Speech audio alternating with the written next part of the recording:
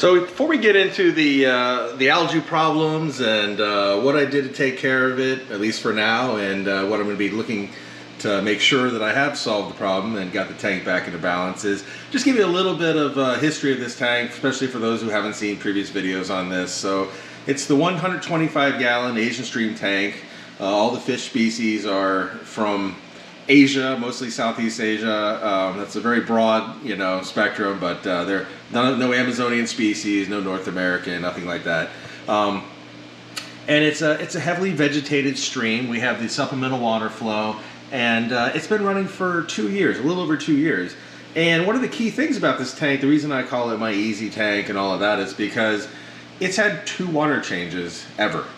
And it's been in balance probably 1 year and 8 months worth of its 2 years of existence. And this recent little outbreak of algae that I just had, what really took me by surprise, but it didn't come out of nowhere, and I'm going to cover that in the video, and I'm going to cover what I did about it, but or what I am doing about it, because it's, quite honestly, it's an ongoing thing. It's a living ecosystem.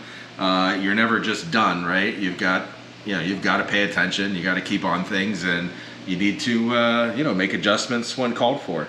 But just wanted to give a quick background on the tank, so sort of give you an idea why I make such a big deal out of doing a water change. I know many people would think, oh wow, you did a water change, big deal. Well, I have a lot of big tanks and a lot of them, and doing water changes for me can be a big deal. You want to go do a water change on a 3,000-gallon aquarium, it's a big deal. So to try to not do that, I try to focus on ecosystems. I try to make sure that the nutrients get used up by the plants or by the denitrifying bacteria. And I try to stock the aquarium and feed the aquarium and balance the aquarium so that I avoid having to clean a lot of filters and change a lot of water. So, all right, that's the history of the tank. Let's get into the problem. Let's show you what happened, and more importantly, what we did to get the tank looking, good again, and what we're doing to make the tank stay looking good. All right, in this episode, we're going to catch back up with the 125-gallon Asian Stream tank, and we're going to talk about nutrient export, specifically nitrates, and what happens when your nitrates get too high. And if you haven't guessed by looking at this video, you get lots of green algae everywhere. So if you recall, the 125 was always my easy tank. It was in balance. It just worked. I didn't have to do anything. I could go weeks at a time without having to scrape or clean the glass or anything like that. And now look what we have here. So we're about 3 weeks between when I clean the glass.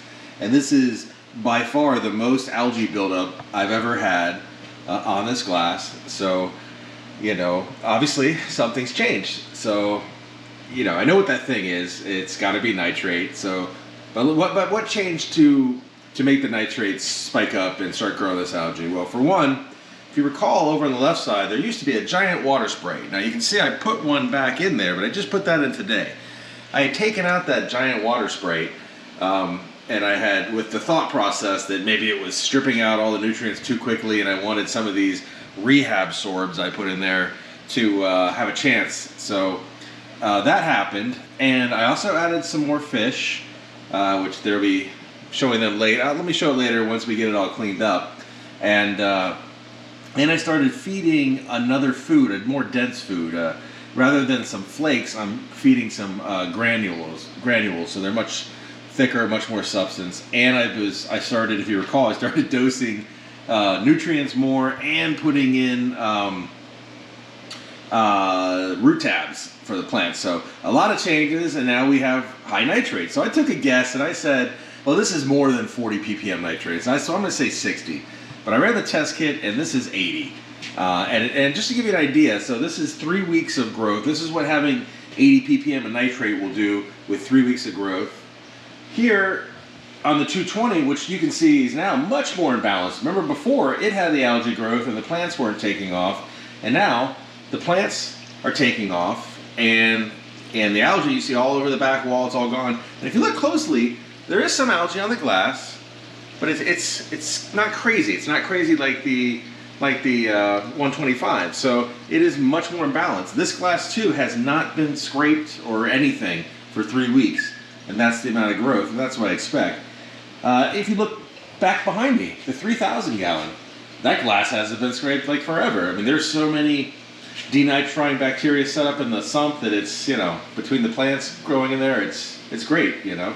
I never have to touch that glass. So even here, the 150 reef cubes, if you recall, this was overrun with algae, first started up. I just put in the cleaning crew a few weeks ago, and you know, you see nitrate eggs all over the glass because I haven't touched anything, but they've cleaned up that rock, they cleaned up that glass, and they're working now on just little patches left on the substrate where light was coming in from the outside, which is taking care of that.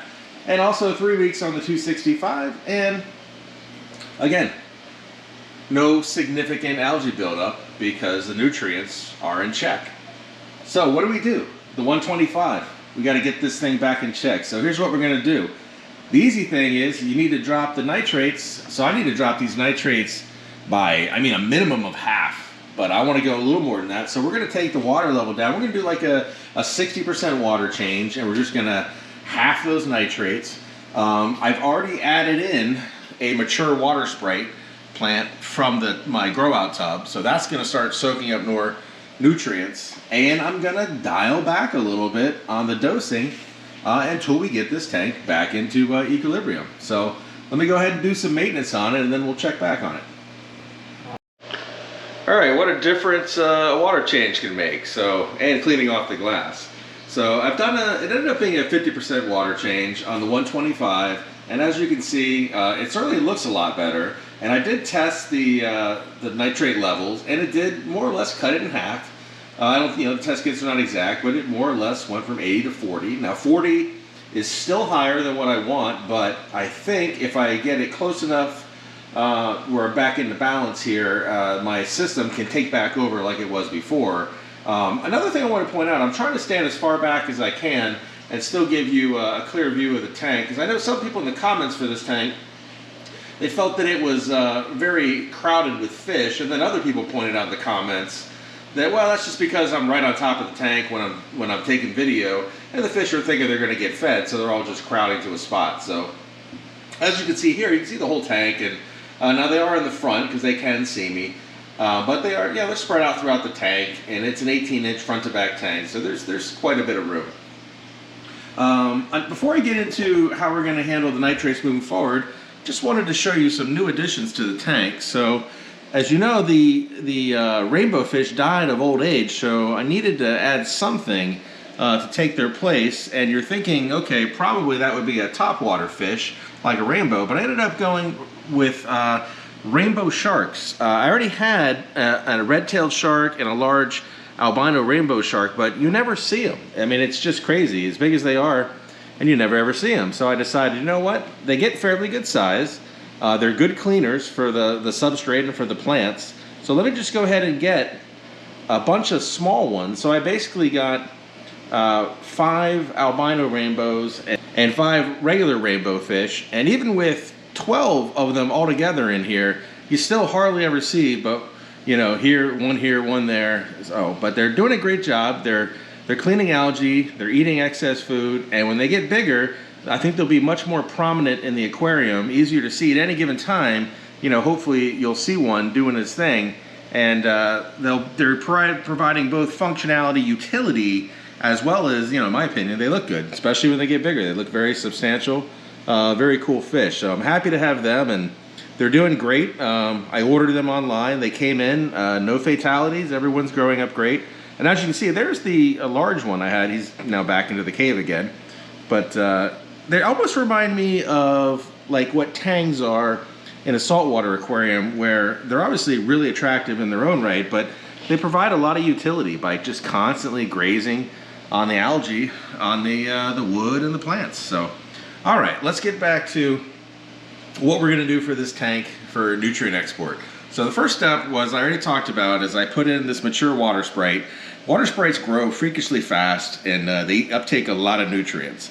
And you might notice I didn't scrape the left wall there. So what I like to do is, having a bunch of tanks and a bunch of big tanks, I never set these up with my main nutrient export being water changes. I would be changing a lot of water a lot of the time. So that's not very fun to me, and I actually do prefer ecosystems rather than brute force techniques like mechanical and water change. You know, obviously those are valid techniques and they have their place, but I don't want those to be my primary technique. So as you can see from this tank, if I step back, the primary technique here is plants, live plants. So what I've done is I've added the water sprite and I've left the one panel. The reason I left the one panel with algae is because I can actually see that algae breaking down or continuing. So it's an easy indicator of the status of the nutrient levels in the tank just by walking by or just enjoying the tank from my desk. It was the same deal when I look at where I said that, hey, here's 3 weeks worth of growth, and you can see how much more substantial it was than any other time. I mean, it just told me right away that the nutrient levels are high. You know, I don't even need to do a test kit. You get to know your fish room very well, and you know, just by walking by and seeing the state of the tank, you can tell what's going on to some degree. So I do want to keep feeding like I was feeding because I'm trying to grow up these little rainbow sharks, and I mean, I'm not overfeeding either. So, but I want to keep the feeding regimen the same. I want to keep the lighting regimen the same. So what I'm going to do is I'm going to dial back on the fertilization. In fact, I'm not going to fertilize at all. Because I'm noticing some of the algae has a red tinge to it, even under the bright light. That tells me that the iron levels are probably high. So also some of the algae has a little bit of a red tinge to it. So just going to back off on all the fertilization. That was one of the things I did, is I did kick that up. And then of course, you know, that fed right into the algae. So between removing plants, increasing the fertilization, and expecting, you know, these rehab swords to sort of make up the difference, it didn't work. So I'm going to start treating the rehab swords like I used to, which is they're there, but I'm not depending on them to be, you know, one of the main drivers of the aquarium for keeping it going. I added the water sprite back, and if I need to, I'll add another one because they're very effective. And lastly, so for fertilization, I'm only going to use root taps for a while. So when I feel like I need something like for the swords, I'm going to add a root tap. As you can see right there, I added a root tap to that sword, and right in the middle, he has some serious new green growth, and it's really benefiting from that. Same as this one over here. So it's pretty much night and day. They've had root taps for about a week, and you can pretty much see instant growth. Same as over here inside the sword, you see new growth. So gonna go with the root tabs.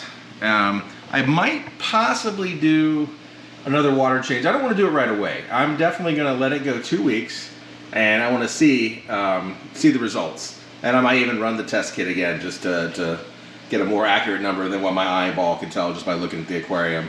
But after keeping tanks for a long time and spending time with the tanks, you get to know them, and you really can tell a lot just by the look of the tank, how long it takes, you know, algae to grow, to build up on the glass, the way the fish look, whether they're clamping fins, swimming normally, all those kinds of things. So it is important to get that feel for the tank, to really get them dialed in and really support it. So anyway, let me talk a little bit more about nitrate export. So obviously here on this tank, we're counting on plants to export our nitrate. And you've heard me talk about on the saltwater aquarium where I use denitrifying bacteria.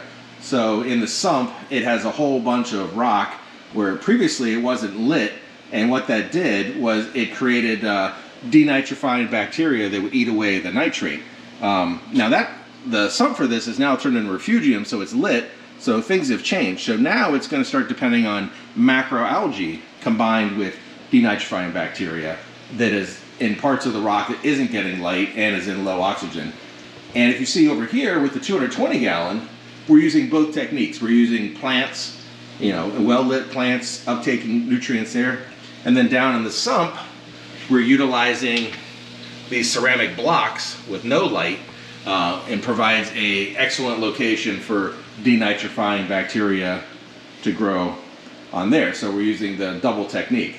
But on the 125, we are simply using an FX6, and that's a good all-around filter, but I don't believe it's going to provide enough. It does have some denitrifying bacteria in there for sure, because there is ceramic media that is obviously not seeing any light, but I don't think it's enough for this size tank and this fish load. So here we're definitely focusing on the plants. So Okay, all cleaned up and water changed, and I'm back from the tank a little bit because just to get a shot of the fish spread out. Normally, as soon as I get up there filming, they think they're getting fed, so you get the giant fish ball. But so I have tested the water, and it is, so my test kit only shows 0 to 20. So you got 0 or you got 20, and it's less than 20, but it's not 0. But that's where we want it to be. At this point, I believe we have it back in balance to where the plants are going to be able to take over and keep it in balance, like it was for more than a year. You know, as just a cycle back, we added the extra plants, and we're going to modify the dosing a little bit. We're going to keep feeding the same. We're going to keep lighting the same. And just a quick look at all the little rainbow sharks I added. So we had some silver ghosts, I think they're called. They're a rainbow shark that's black with white silverish fins. And then we have the regular rainbow sharks, which are black with the red fins. And then we have the albinos, obviously white with red fins. And there's actually 6 of each of those in there.